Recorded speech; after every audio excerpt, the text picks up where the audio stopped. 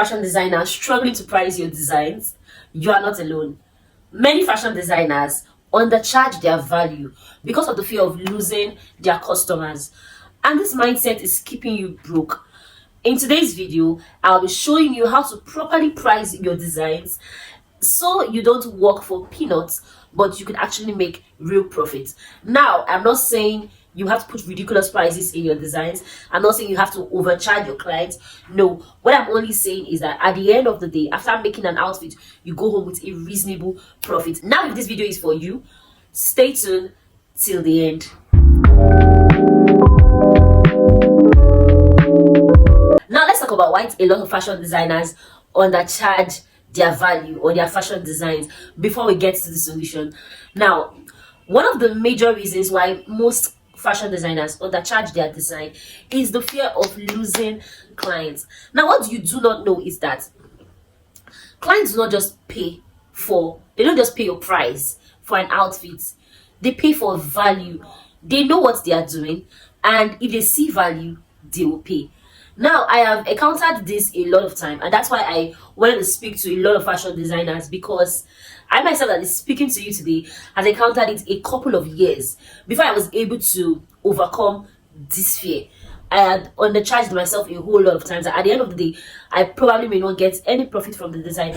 But after refreshing my mindset, after going for a lot of trainings, after taking a lot of courses, and when I started putting this into practice, I saw that yes, a lot of people will pay you for value. They will pay you your worth if you know your worth actually. Yes, they might want to at first try to bring it down and say, no, I can't pay that. But not all clients are for you, right? Not all clients are for you. So yeah, a lot of people are scared of doing this, scared of standing firm to their prices because they feel like they will lose their clients. So like I said, the right clients will pay for value, not just the price. Now, another reason why most fashion designers undervalue themselves or undercharge their value is not knowing your worth. A lot of creative, beautiful, amazing fashion designers don't know their worth. Now, I'll say this with all love and meekness. You do not know your worth, because most fashion designers are so passionate that they use that passion to focus on the fabric, what I'm going to use to make your dress, but they forget about their expertise. They forget about their creativity. They forget about the cost of production. I know most of you feel like the fabric, your thread, and your needle most times are your cost of production, but that's not all. There are a lot of things that encompasses this cost of production. There are a lot. Another reasons why most fashion designers undervalue themselves is pricing based on your competitors. Now, I know a lot of us fall into this category. A lot of us have done this before. Now, you do not know your competitors' price structure. Their environment might be different from your environment. Their production might be different from your production. But you do not know all this. You just go about charging what you feel like your competitors are charging, which is not totally bad. But then, if you don't put proper check on that pricing, it might cost your business some losses, right? Most times people come to me, this topic is a very sensitive topic and I really want to talk about it because a lot of people are on my DM asking me, please, I want to make this dress, how much should I charge? Please, I want to make this outfit, how much should I charge? And in my mind, I'm like, you cannot exactly charge what I charge, and I cannot exactly charge what other people charge, truthfully, because my expertise and your expertise are not the same thing. My creativity and your creativity are not the same thing. The cost of production for me and the cost of production for you might not be the same thing. So you cannot price based on what your competitors. I'll give you an example about this. Let's say I have a fashion designer based in Aba and I have another fashion designer based in Lagos. Now, we all know that things that people afford, fabrics, overhead costs, and some other things in Aba might be a little slightly cheaper than Lagos. Yes, they are slightly cheaper than Lagos. Let's say you're getting your fabric for 5,000 naira in Aba, and I'm getting my fabric for 10,000 naira in Lagos. You see the reason why I cannot charge the same thing as you in Aba, and you might not be able to charge the same thing as me in Lagos. So there are a lot of differences, there are a lot of things to consider before picking a price from your competitors. Another reason why most fashion designers undercharge themselves is because of emotional pricing. Emotional pricing. I know a lot of people ask, what is emotional pricing? I would explain. Most people are so passionate about fashion. Yes, I've always been. And because you are so passionate about fashion, you start feeling guilty for charging a certain amount you're charging your clients. I don't know if you can relate. Some people they are so passionate about this work, and when you want to charge, when you want to call pricing for a client, you start feeling guilty. This price not too much. Would they be able to pay? Am I not? Am I not? Am I not? But you forget that passion does not pay the bills. Passion will not sort your four bills. Passion will not sort your rent. Passion will not sort your feeding, because most of you forget that this is where you feed from. I know most persons have other sources of income, but I'm talking about those people that they've put their life into fashion.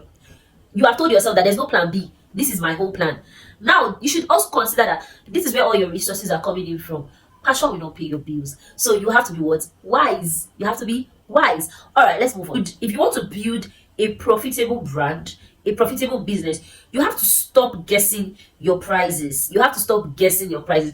And you have to actually know how to properly price your clients. Now, this next point I'm going to be giving you, it's talking about how to properly cost your fashion designs. All right, so I'll be reading from my phone because I have a notes. I have to jot down a lot of things so that I'll be able to communicate value to you all right. Now it says how to price your designs properly. Now let's break down how to set your price correctly. Now, know your cost. Know your cost. And what are your costs? All right, I would say we have cost of fabric. I'm just going to list a little. We have cost of fabric. We have your zipper. We have your lining. Most of you forget estee. Most of you forget boning. You talk about your embellishments. You talk about your packaging. Most persons don't put that. You talk about your packaging. Now, these are your costs. Now let's go into labor cost. All right. So even if you sew for yourself, I usually sew for myself most of the time, and I also bring in tailors that work for me. But then let's say you sew for yourself. Even if you sew for yourself, that is your creativity, it's your expertise. Also add that cost. That is what your labor cost. Now the next thing I have here is for your overhead cost. Now under your overhead cost, you have rent, you have electricity, you have marketing. These are part of your prices too. Now let me break it down the way I actually do mine. When I want to cost a client for an outfit, like I said, know your cost. The first thing is your cost of fabric, cost of zipper, estee, embellishments, boning. If you're using a bra cup, add a bra cup into it. Just know that, okay, this is exactly what I want to use for this dress. This is what I'm using to make this dress. Then the next is your labor cost. Now, like I said, your creativity is different from my creativity. My years of expertise is different from your years of expertise. So know your words. When people say know your words, know your words, most persons don't know their words, and they bring in other people's words into them. Like you see Vicky James charging 2.5 million naira for a dress. You see Vicky James charging 2 million naira. Other top designers charging 2 million naira for a dress, 1 million naira for a dress, and you just feel in your mind, because you got out of fashion school last year, you just think in your mind that yes, I can charge 1 million naira. That's not your worth, because these people grew their businesses, they've grown their creativity, they've grown their expertise, so that is their worth. Now you should know your worth, not to also undervalue yourself, but know your worth, know your years of expertise, know the value you're putting into this business. It doesn't necessarily mean because you just came out from fashion school you should also charge lower. No, that's why I said know your worth. Your worth is your worth, not my worth. Do you understand? So for labor cost, you can put in, okay, I'm not going to tell you what to put in for labor cost. That is where a lot of people come to me and ask me, how much should I charge? It's about you, not about me. Do you understand? Because the fashion business does not necessarily have like a community where they say this is the amount you should charge for a particular dress. We don't have that kind of community in the fashion industry. So I cannot necessarily, everybody charges differently, right? I cannot necessarily tell you that you should charge 100,000 naira for labor cost, because maybe another person is charging 100,000, 150k, or 200k for labor cost. Do you understand my point? You can start as low as 25k for labor cost. You can start as low as 50k for labor cost. Do you understand?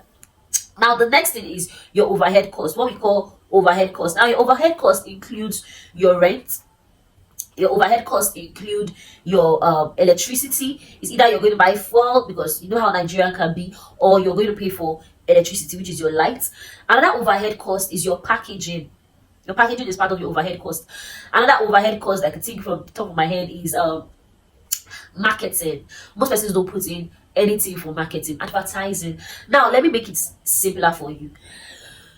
there's some pricing that looks like this. For your rent, you could just say, okay, where your current location, where you are, let's say it's, I'm just taking for example, is 1.5 million naira in a year. That's what you pay for rent. Now divide 1.5 million naira into 12, you will get what you're paying for a month. Now in that month, whatever job you're going to do in that month, I'm not saying you should add everything that whole month rental into one person's order. No, that's not how it's done. Let's say you have 10 orders in a month. What you can do is divide that monthly rent into those outfits you're making for that particular month. Packaging is another thing. For the packaging, I think I did last week, it cost 165,000 naira. So what can you do? I have 100 packaging bags. So I'm going to say, okay, that's 100 packaging bags I have. I'm going to divide 165k into 100. So I have like 8,065 naira. So that 8,065 naira is packaging that I put for a particular client. You see that if I'm giving you a packaging bag, it's also in your order. It means that you are paying for it, right? So all these things are what you should consider when costing a client. It's easy. Just use the most simplest formula, which is cost of fabrics, cost of materials, your cost of production, and your overhead cost. When you add this together, you can now get your whole costing. I hope it's easier. I hope it's now easier and understandable. Now I'm going to talk about how to get clients to pay your price, right? So I've spoken to you guys about how to properly how to properly price your designs. Now most times when you come off like this and you feel like, okay, now you already know how to up your price, you know how to calculate. There are some people that have a problem with you. There are a lot of people that have a problem with you. It's just like charging someone 50,000 naira and you just skyrocket to charging the person 150,000 naira. That person will definitely be like, what's going on here, right? So this is, I'm going to teach you now how to also do that, how to handle that, how to get clients to pay you. Now I know what you're thinking. You're not like, if I up my price, won't I lose clients? Now I will tell you that not all clients are yours. Not all clients are for you. You want people that will value your crafts as much as you value it. You want people that will value your work, not bargain hunters. You're not looking for hunters, right? You're looking for people that will give value, that would like your work, love your work, value it. Do you understand? Those are people you should be targeting, not those that are going to want to pull you down. Do you get my point? Next step is communicate value. Communicate value. Right? You're not just upping your price. Why? You're communicating what? Value. Show why your design is worth it. Show why your craft is worth it. Show why your work is worth it. Behind the scene is something that people want to see. People like to see it. Behind the scene is very important. Most times I try to post behind the scene of my jobs, and it even gets people to come to me and say, I want to make these outfits, because I see the work you put into it. You're communicating value. You didn't just do pa pa pa and it just came into existence. No, you have to put in hard work into it. You have to put in effort into it. If you communicate that to people by showing them the behind the scene of what goes down for your outfit to come up alive, that's you communicating value. Secondly, your packaging matters.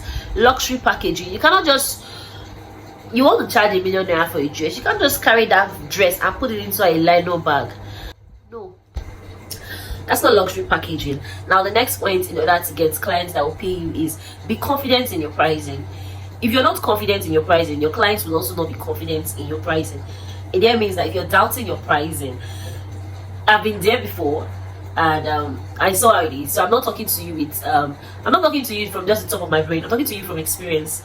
So if you're not confident in what you're charging, if you're not confident in your pricing, your clients will also not be confident in paying you that thing you are asking for.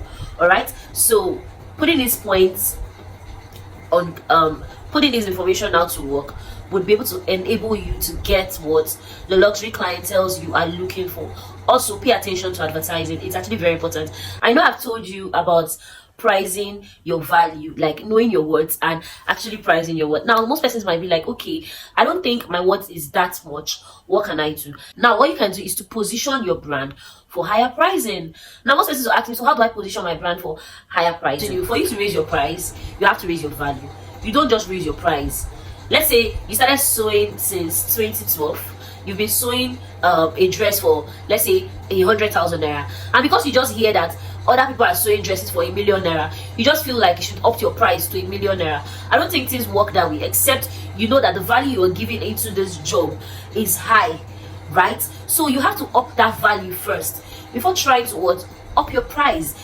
If not, people will still not come. It's not just about the gibbery we're talking about, like know your words, do this, do that. If you don't give up value, people will still not come. They will still not pay you for that high price you are calling, right? So before you up your price, up your value. All right, I want you to drop a comment below. What's your biggest challenge in pricing your designs? What has been the challenging part in your costing? I want to know, and I want to see how we can tackle it together. So if you found this video helpful, share it to other fashion designers. Subscribe for more fashion tips, business tips, tutorials on how to move your business forward, and we'll meet next time again. Bye guys. Ciao ciao.